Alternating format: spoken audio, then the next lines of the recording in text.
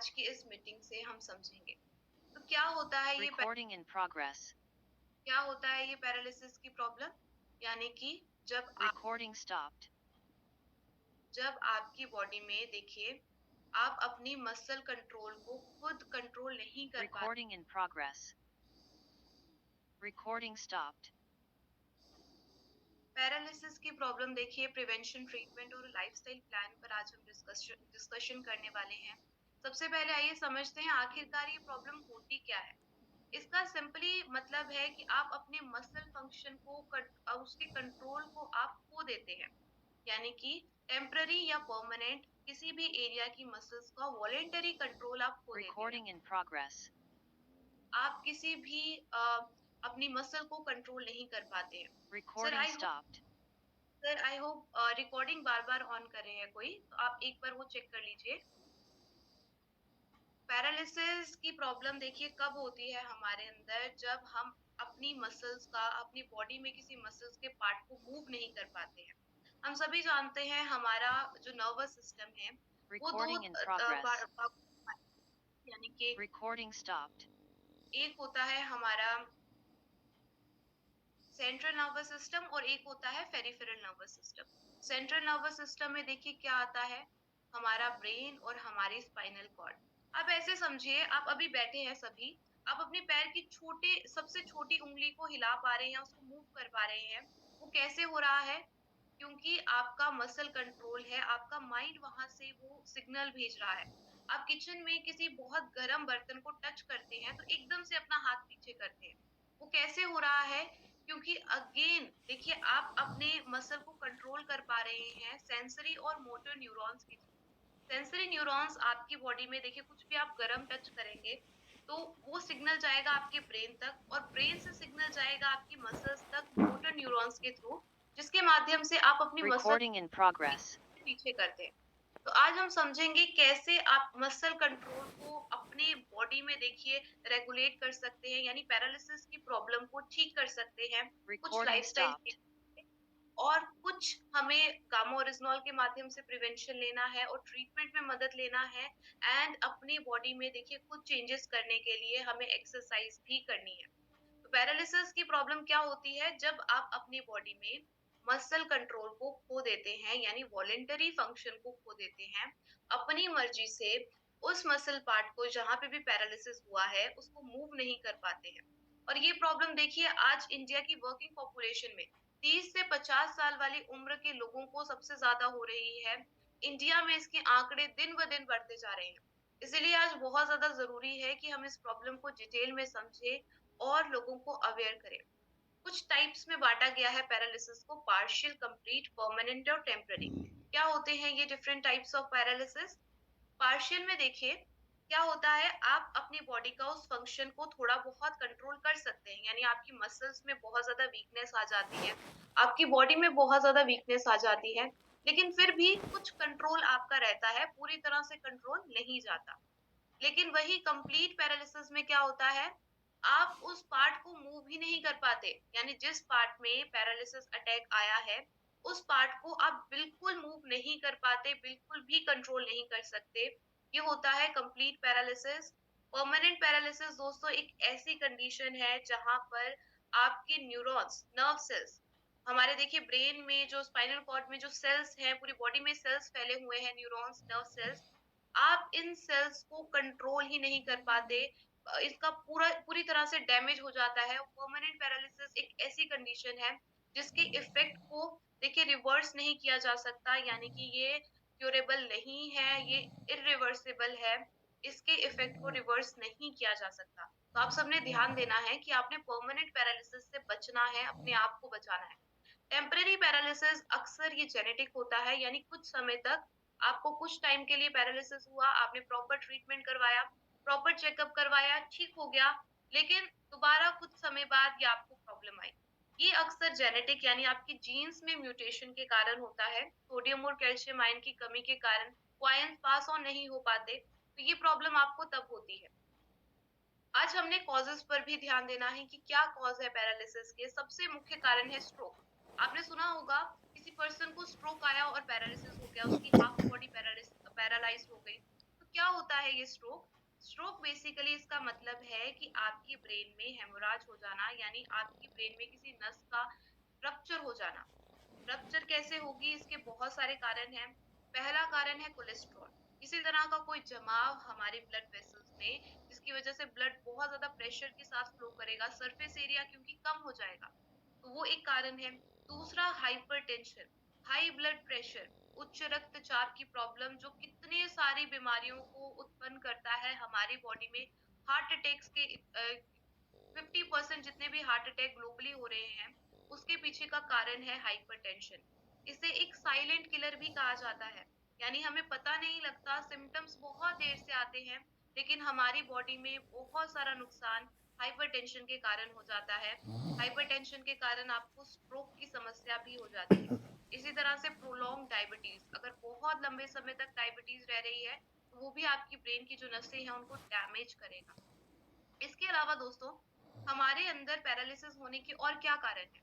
आप खुद सोचिए, कभी किसी को अगर कोई इंजरी हो जाए, यानी बाथरूम में कभी पैर स्लिप हो गया या कोई एक्सीडेंट हो गया, जिसके कारण उनका कोई न्यूरॉन, उनकी नर्व सेल्स में खराबी हो गई, वो इंजर्ड हो गए, तो उसके कारण भी पैरालिसिस की प्रॉब्लम होती है। या किसी किसी पर्सन में स्टार्टिंग से ही ब्रेन और स्पाइनल कॉर्ड की प्रॉपरली डेवलपमेंट नहीं हुई, ये भी एक कारण है।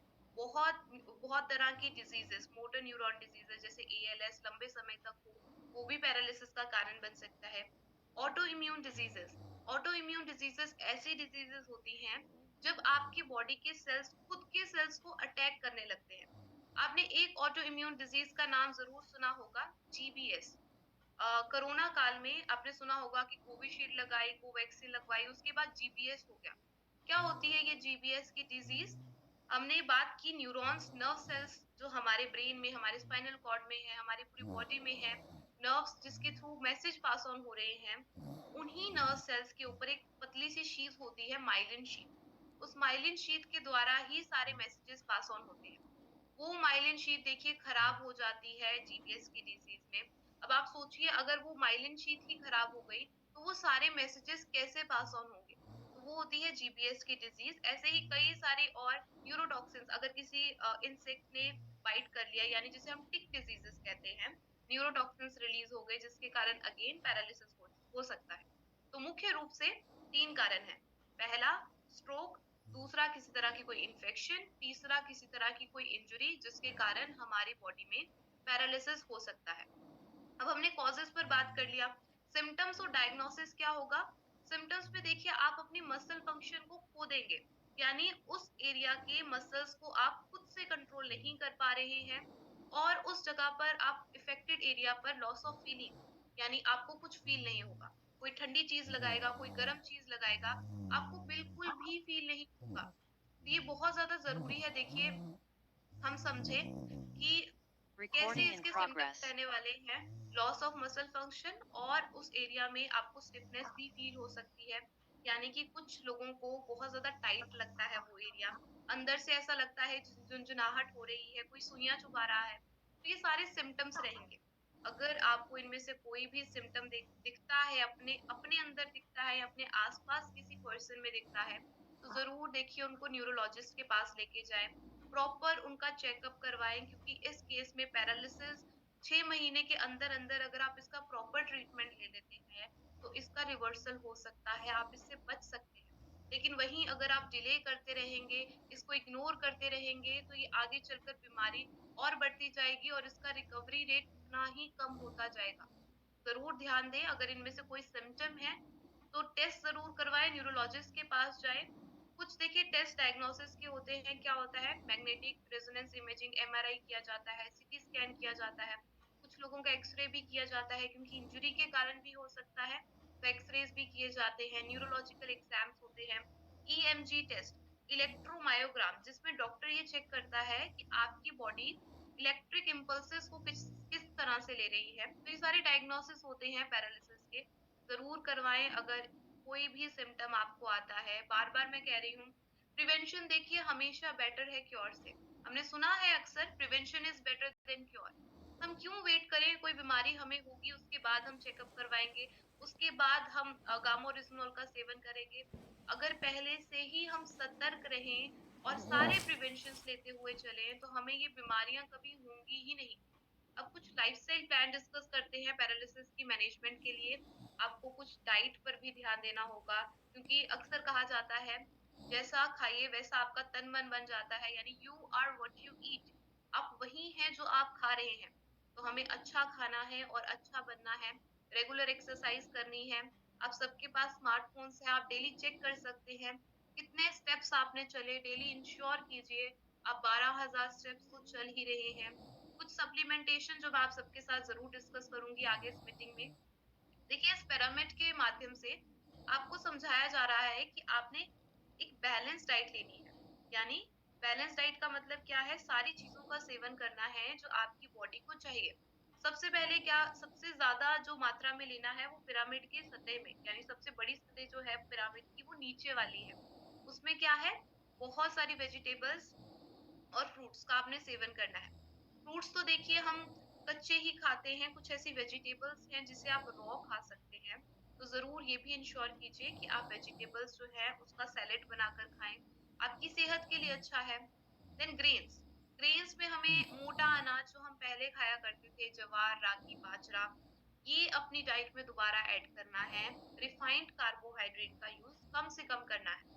जितने भी हमें डेयरी प्रोडक्ट्स यानी कि जो पशुओं के माध्यम से मिलते हैं, उनका भी सेवन करना है। प्रोटीन की मात्रा भी पूरी करनी है और हेल्दी फैट्स भी चाहिए, चाहे कम मात्रा में चाहिए, लेकिन ये भी हमारी बॉडी को चाहिए। अब देखिए, फूड जो सपोर्ट करते हैं हमारी नर्व हेल्थ। मैंने आपको बताया था कि हमारे जो ब्रेन में नर्व सेल्स हैं, न्यूरॉन्स हैं, उनको सपोर्ट करने के लिए कुछ फूड्स हैं जैसे कि ओमेगा 3। ओमेगा 3 हमारी बॉडी खुद से नहीं बना सकती, ये हमें बाहर से ही लेना पड़ता है। अब ओमेगा 3 की कमी कैसे पूरी होगी? या आपको फ्लैक्स सीड से, या आपको चिया सीड से मिलेगा, या आपको वॉलनट्स, अखरोट से मिलेगा। लेकिन अगर हमने इतनी ज़्यादा मेहनत नहीं करनी, बहुत अच्छा ऑप्शन है न्यूट्रीचार्ज वेज ओमेगा, आप उसका सेवन कीजिए। देखिए, इन्फ्लेमेशन के कारण भी कई लोगों को इसकी प्रॉब्लम हो जाती है पैरालिसिस की। तो ये ओमेगा 3 का जो सप्लीमेंटेशन है, ये इन्फ्लेमेशन पर बहुत अच्छा काम करता है। प्रोटीन भी हमें पर्याप्त मात्रा में लेना है, क्योंकि ये भी हीलिंग प्रोसेसेस में काम करता है। विटामिन बी, विटामिन बी 12 का तो हमें देखिए डॉक्टर की सलाह के साथ अगर हम सप्लीमेंटेशन स्टार्ट कर सकते हैं, तो वो भी कुछ पेशेंट्स को करना चाहिए, क्योंकि विटामिन बी 12, मैंने आपको एक डिजीज बताई थी स्टार्टिंग में, जीबीएस, जिनको भी डीमाइलिनेटेड डिजीजेस हुई हैं, यानी कि माइलिन शीथ के खराब होने के कारण जीबीएस की डिजीज, जिसे इलेक्ट्रिक इम्पल्सेस पास ऑन नहीं होती ब्रेन से, और वो डिजीज में देखिए माइलिन शीथ खराब हो जाती है, तो उसकी हीलिंग प्रोसेस के लिए, उसकी हीलिंग पर काम करता है विटामिन बी 12। तो ये भी आपको पर्याप्त मात्रा में लेना है। कहाँ से मिलेगा? बहुत सारे डेयरी प्रोडक्ट से मिलेगा, आपको पालक से मिलेगा, नट्स से मिलेगा, बनाना से मिलेगा, मशरूम से मिलेगा। अब दोस्तों बात करते हैं गामा और इस्नॉल पर, जिसने इतने सारे डिजीजेस से लोगों को रोग मुक्त किया है, वो पैरालिसिस के प्रिवेंशन और ट्रीटमेंट में कैसे मदद करेगा? तो क्या होता है ये गामा ओरिजिनॉल? अगर कोई पर्सन हमारे साथ आज फर्स्ट टाइम जुड़ रहा है, गामा ओरिजिनॉल के बारे में फर्स्ट टाइम जानकारी लेने आए हैं, तो उन्हें मैं बताना चाहूंगी कि कुदरत की खजानों से निकला एक ऐसा न्यूट्रास्यूटिकल, एक ऐसा एंटीऑक्सीडेंट है जो हमारी बॉडी में 17 तरह की बीमारियों पर काम कर सकता है, और आज लोगों की ठीक हो रही है, क्योंकि रूट कॉज पर काम करता है गामा ओरिजिनॉल, और बीमारी को जड़ से खत्म करने में मदद कर रहा है, ताकि लोग दवाइयों से भी रोग मुक्त हों। गामा ओरिजिनॉल की खोज सबसे पहले देखिए जापान में हुई 1954 में, 2 साइंटिस्ट के माध्यम से। उसके बाद से ही अलग-अलग कंट्रीज में अलग-अलग क्लिनिकल ट्रायल्स हुए, रिसर्च हुई, जिससे ये सामने आया कि इसमें ऐसी-ऐसी प्रॉपर्टीज हैं। हाइपोलिपिडेमिक एजेंट है, एक एंटी अल्सर एजेंट है, एक कुदरती एंटीऑक्सीडेंट है, एक एंटी इंफ्लेमेटरी एजेंट है, एक एंटी एलर्जी एजेंट है। गामा ओरिजिनॉल इसीलिए बहुत ही महंगे दामों पर विदेशों में बेचा जा रहा है, व्यापक रूप में इसका यूज किया जा रहा है। इंडिया में देखिए रिसेंटली गामा ओरिजिनॉल मिलने लगा है। एक कंपनी एपी ऑर्गेनिक्स लिमिटेड टूरी, जिन्होंने फर्स्ट टाइम इसको कैप्सूल की फॉर्म में आइसोलेट कर दिया और आरसीएम के साथ टाई अप किया, ताकि हर भारतीय तक गामा ओरिजिनॉल पहुंच सके एक बहुत ही अफोर्डेबल प्राइस पर, ताकि सभी अफोर्ड कर सके। देखिए, इसके हेल्थ बेनिफिट्स पर मैं अगर बात करूं, आज हम डिटेल में डिस्कस कर रहे हैं पैरालिसिस के बारे में, लेकिन क्या सिर्फ पैरालिसिस पर काम होता है? क्या ये सिर्फ एक न्यूरोप्रोटेक्टिव एजेंट है? जी नहीं। आप सभी जानते हैं आज हाइपोथायरायडिज्म, जिसे एक नाइलाज बीमारी कहते थे डॉक्टर, यानी एक बार अगर आपको ये प्रॉब्लम हो गई, तो आजीवन आपको वो थायरॉक्सिन नाम की टैबलेट खानी पड़ेगी। आज गामा और रिजनॉल के माध्यम से लोगों की वो दवाइयाँ छूट रही हैं, उनके टीएसएच लेवल्स नॉर्मल हो रहे हैं नेचुरली। देन डायबिटीज का रिवर्सल करता है, बहुत सारे लोगों का डायबिटीज की प्रॉब्लम से भी छुटकारा हुआ है। देन लिवर को प्रोटेक्ट करता है, कार्डियोवेस्कुलर हेल्थ हमारे हृदय के लिए ठीक है, हमारे हार्ट को हीरो बनाता है, कोलेस्ट्रॉल स्तर को नियंत्रित करता है, बैड कोलेस्ट्रॉल को कम करता है और गुड कोलेस्ट्रॉल को बढ़ाता है गामोरिजनॉल। गैस्ट्रिक इश्यूज देखिए, जिसे हम एक इशू की तरह देखते भी नहीं है लेकिन अपने आप में बहुत बड़ी प्रॉब्लम है। अगर हमें एसिडिटी, ब्लोटिंग, अल्सर्स, कॉन्स्टिपेशन की प्रॉब्लम रहती है, वो सारी प्रॉब्लम्स गामोरिजनॉल हमारी सॉल्व करता है। वैसे ही स्किन स्किन की हेल्थ के लिए भी जरूरी है। बहुत सारी स्किन से जुड़ी हुई प्रॉब्लम, साइरोसिस जैसी प्रॉब्लम, एक्जिमा जैसी प्रॉब्लम आज लोगों की ठीक हो रही है। इसके साथ साथ दोस्तों, ओबेसिटी, मोटापा कम करने में यानी विसरल फैट कम करने में मदद करता है। कैसे?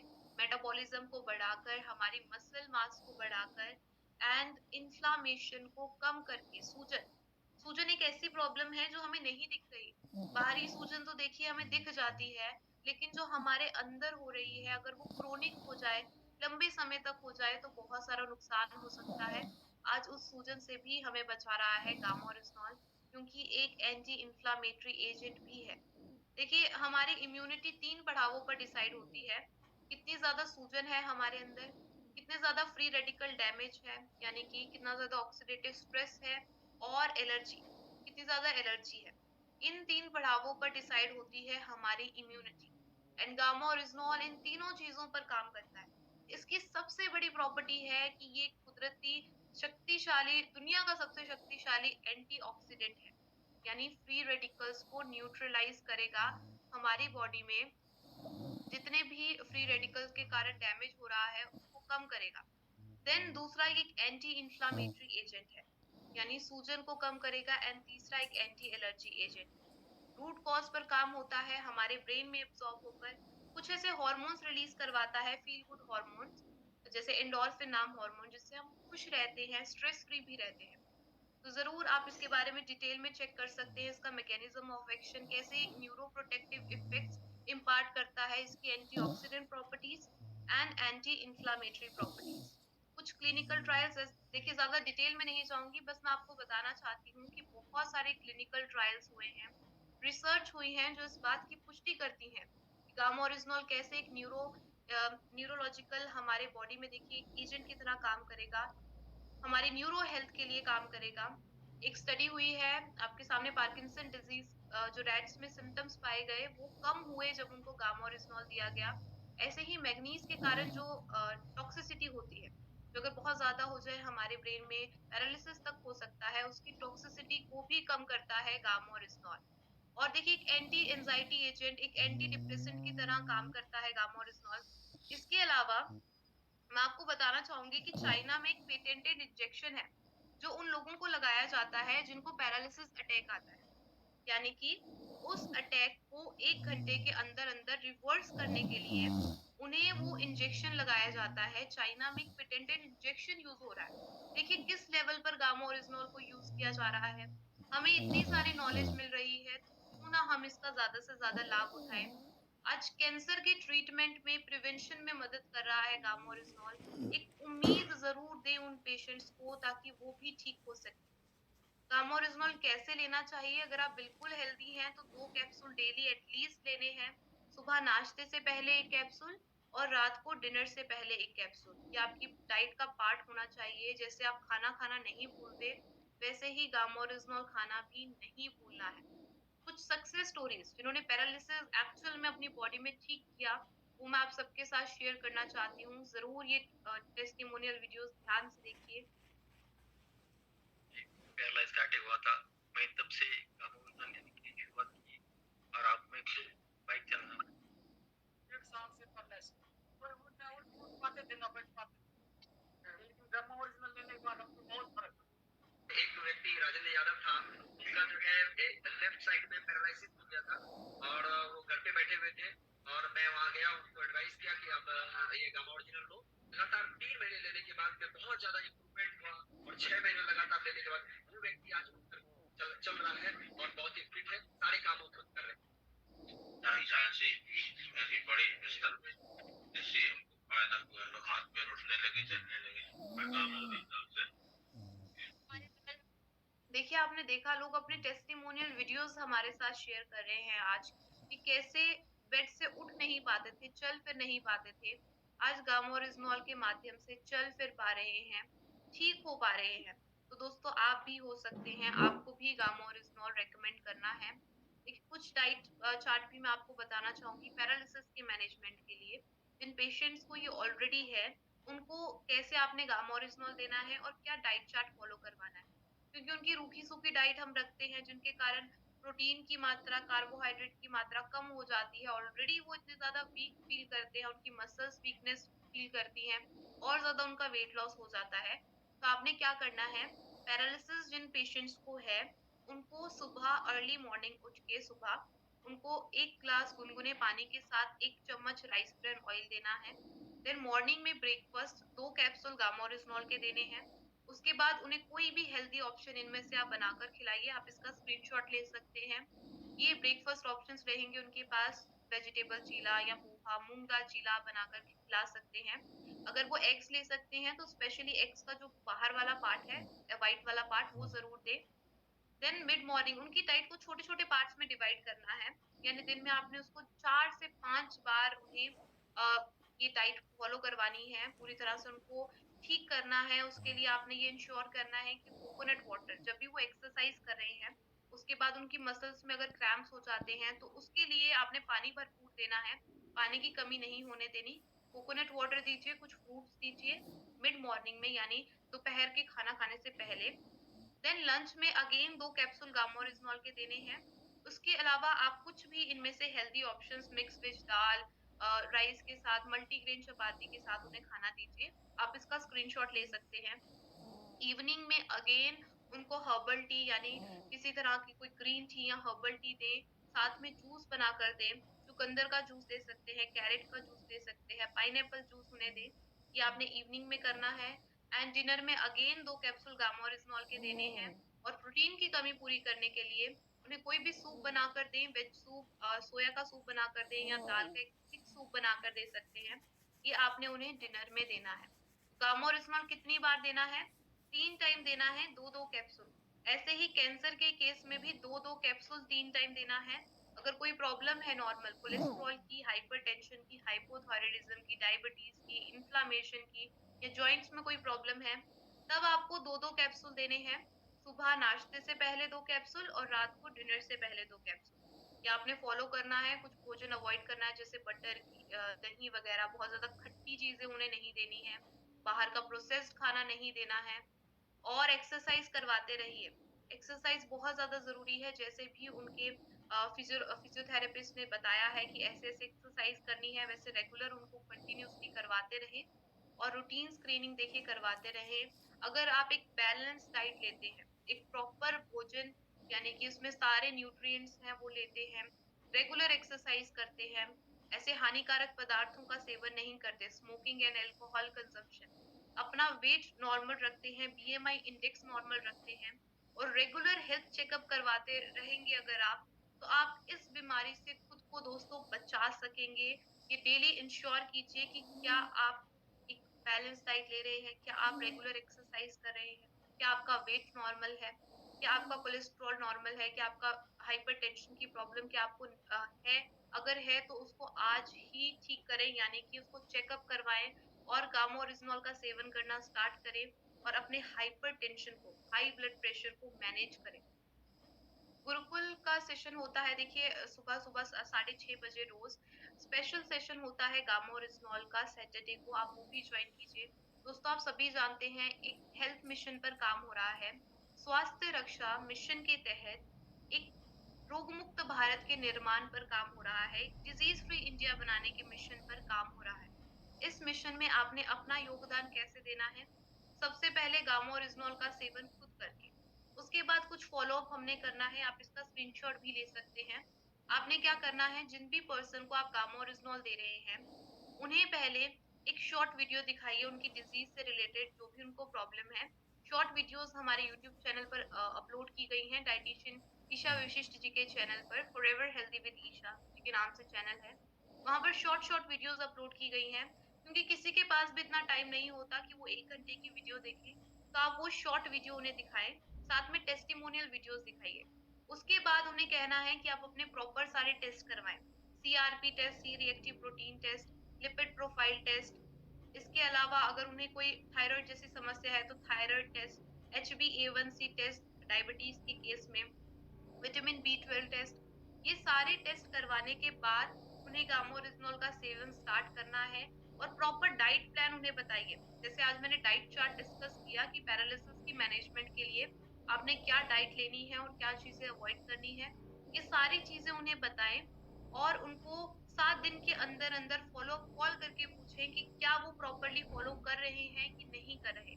इसके बाद दोस्तों आपने उनकी प्रॉपर हैंड होल्डिंग करके चलनी है, यानी हर हफ्ते उनसे कॉल करके पूछते पूछते रहिए कि क्या आप प्रॉपरली फॉलो कर रहे हैं कि नहीं कर रहे। 3 महीने बाद उन्हें कहिए आप अपने पुनः टेस्ट करवाएं। और अगर उन्हें कोई लाभ हुआ है, जो डेफिनेटली होगा, अगर हम प्रॉपरली फॉलो करेंगे, सारे diet plan properly gamma oryzanol का सेवन करेंगे, हमें फायदा जरूर होगा। तो उनके टेस्ट अगर कुछ फायदा कुछ लाभ उन्हें हुआ है तो उन्हें कहिए, आप अपने रिश्तेदारों को, अपने आसपास लोगों को भी इसकी प्रॉपर्टीज के बारे में अवेयर कीजिए, क्योंकि हमारा मिशन है एक रोग मुक्त भारत बनाना, एक डिजीज फ्री इंडिया बनाना।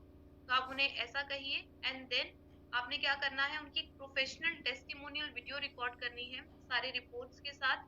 वो टेस्टिमोनियल वीडियो आप हमारे साथ शेयर कीजिए, ताकि हम पूरे भारत के साथ इन सेशंस के माध्यम से लोगों तक पहुंचा सकेंगे उनकी आवाज। एंड कितने सारे लोगों को देखिए कॉन्फिडेंस मिलेगा और ये भरोसा मिलेगा कि वो भी रोग मुक्त हो सकते हैं।